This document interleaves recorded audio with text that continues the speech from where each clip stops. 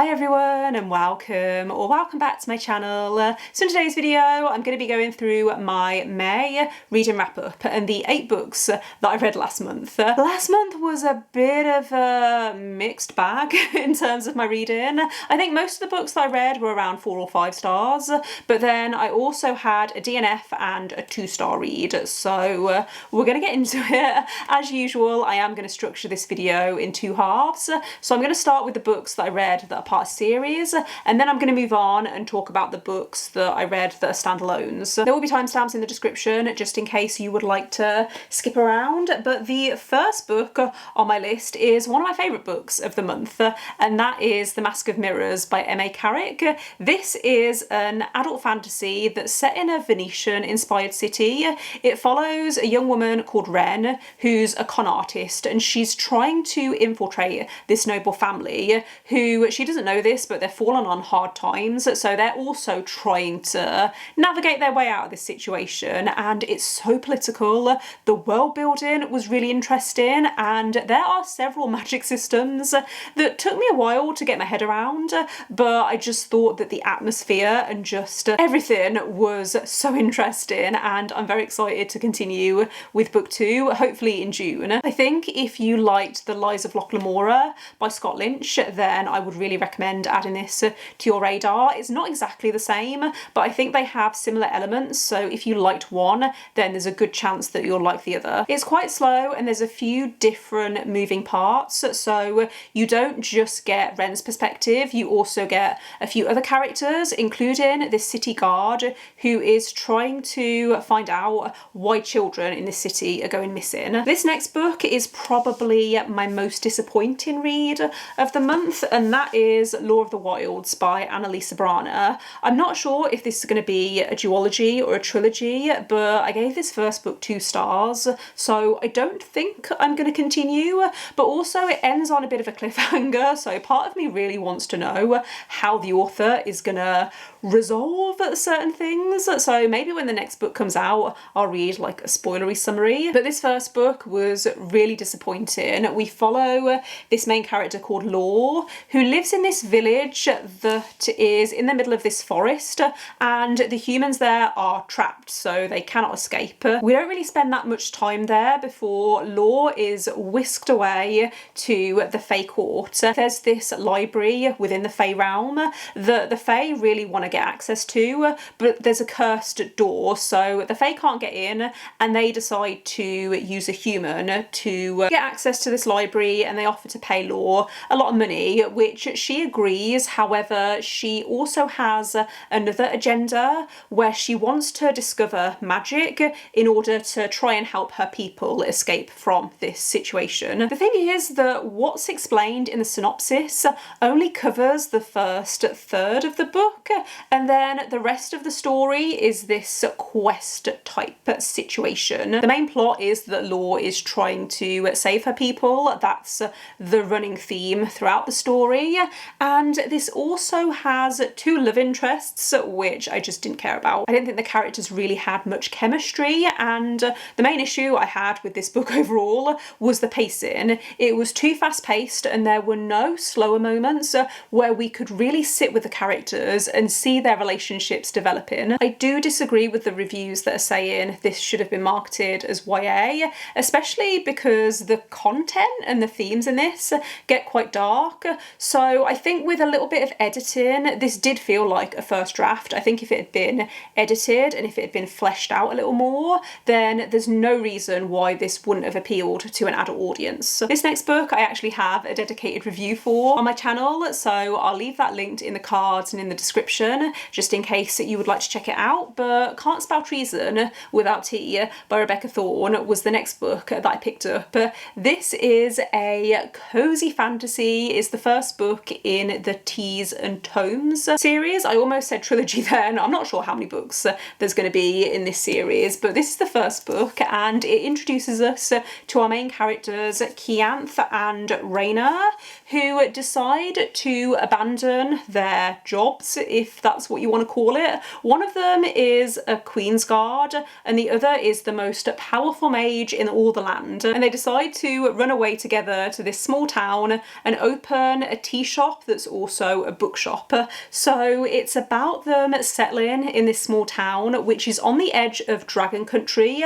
So there's this tense political situation where the dragons are kind of terrorising this town, but then also this town doesn't really belong to one particular country, but some countries believe that they should own this town. It's not just about them setting up this tea shop is what I'm trying to say. This has been compared a lot to Legends and Lattes by Travis Baldry, and I can kind of see the comparison, but this I think has slightly higher stakes. Otherwise this was very cosy and wholesome, and I am interested in picking up the second book, which I believe is called A Pirate's Life for Tea, and I just think that is the best bunny title. I think that comes out towards the end of this year. I also made progress in the Atlas trilogy this month, so I picked up The Atlas Paradox by Olivie Blake, which is the second book in the trilogy, and this I enjoyed as much, if not more, than the first book. I know that this series doesn't have the best average ratings on Goodreads, but the vibes and the atmosphere I think are perfection. This series follows a group of magicians who are given this opportunity to join the Alexandrian Society. There's a lot of discussions around knowledge and whether knowledge should be hoarded or whether it should be shared more widely and made available to all. The characters in this are quite frustrating. I actually don't feel that attached to any of the characters. I have some characters that I prefer following more than others.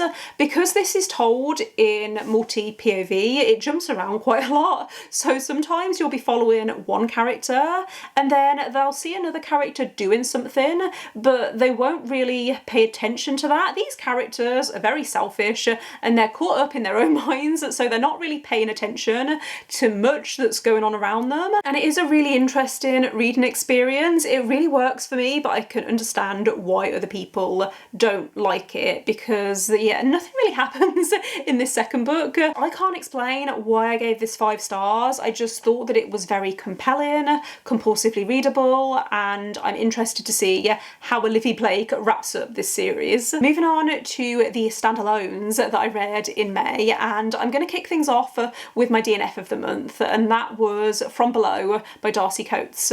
This is a horror that follows a group of explorers. It's a group of people that are making a documentary about this ship that sunk in the 1920s, and no one really knows what happened there. So this group of people are making a documentary. They're diving down to explore the wreckage. At the point that I stopped, things were feeling very ominous. There was this slow building tension, but I was listening to the audiobook for this and I could not concentrate on it at all. So if I do pick this up in the future, I'll probably try and read it physically, because I feel like I would have enjoyed it more if I'd read it physically. It just wasn't capturing my attention when I was listening to it. So I put the audiobook down and I moved on to something else, but I might go back to this because I didn't think it was bad. I just didn't feel compelled to keep on reading. Next up I read Bride by Ali Hazelwood, which I gave 4 stars.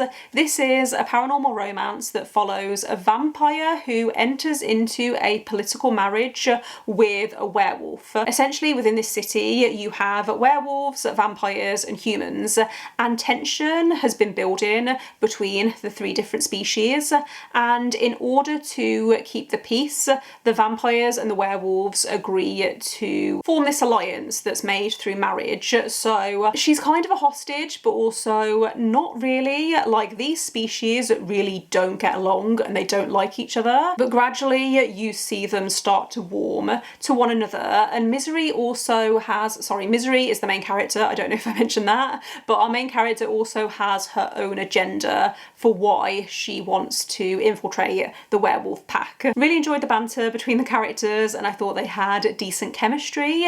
However, I felt like the conflict was handled in a bit of a sloppy way and the ending was a little over the top, but I feel like I have that criticism with every Ali Hazelwood book. So yeah, 4 stars. It was enjoyable and compulsively readable. Not my favourite Ali Hazelwood though. The next romance book that I picked up in May was Funny Story by Emily Henry, one of my most anticipated releases of 2024, and I loved this. I gave it 5 stars. Did I talk about this in in a reading vlog. I feel like I did. I talked about this in a reading vlog, so that will be linked if you would like my thoughts as I was reading it. But this was not what I was expecting based on the synopsis. From the synopsis, I thought this was going to be about two main characters pretending to date because they're trying to get back at their exes after their exes dumped them and ended up getting together. So basically we're following Daphne, who was with Peter, and she ends up moving in with Miles, who was dating Petra. Petra and Peter were childhood best friends, and they've now realised that they're in love. It's a bit of a complicated situation, but basically Daphne gets drunk one evening, and the next morning she is really hungover and tells her ex that she's now dating Miles. So there's a little bit of pettiness going on, but honestly I was here for it because Petra and Peter were awful. Daphne basically moved her entire life across the country to be with Peter, and now she's considering leaving this town, but Miles takes it upon himself to show Daphne that there's more to this town. So we're following Daphne as she's finding herself again after realising that she completely lost herself in this relationship. They only really did what Peter wanted to do, and so it was really lovely seeing her and Miles bond and explore these places together. It reminded me a little bit of Beach Read in that sense. I enjoyed the romance, and I love the way that Emily Henry writes banter, but it was the main character's personal journey, I think, that made this 5 stars for me. So the final book that I read in May was In the Lives of Puppets by TJ Klune, which was one of my most anticipated releases of last year, but I put off reading it because I heard some mixed things, and I'm glad that I listened to reviews beforehand because it prepared me for the humour in this, which wasn't my kind of thing. There were a lot of sexual jokes and innuendos, and it felt really immature. It was quite jarring, but I think it would have been more jarring had I not been warned about it. So this basically follows a main character called Victor, who is a human man living in this forest with 3 robots. I don't know how much to say about the plot because I feel like too much is actually given away in the synopsis, but essentially Vic finds this other robot in a nearby scrapyard, and it kind of ends up derailing their lives, and they end up going on this quest. A little bit like The Wizard of Oz. I know that this has been compared to Pinocchio, but I feel like it's an amalgamation of a few different things, and I did love the found family in this. That was probably my favourite thing about it. I loved Rambo. I thought he was so cute, so wholesome, so adorable, and I also quite liked Nurse Ratched as well. I thought she had some hilarious one-liners, but generally the humour in this was very hit or miss, and there were some parts that made me cringe. There was a part towards the end that made me cry. I thought this was quite emotional in places, and it was a little bit darker than TJ Klune's other books. Gave this one 4 stars. I can't remember if I mentioned that already, but yeah, I can understand why some people hated this because the humour is very hit or miss. But that does bring me to the end of this wrap up, so thank you for watching. If you made it this far, let me know in the comments if you've read any of these books and what you thought of them. Don't forget to give this video a thumbs up if you liked it, and click subscribe if you would like to see more videos from me, but otherwise I will see you next time. Bye!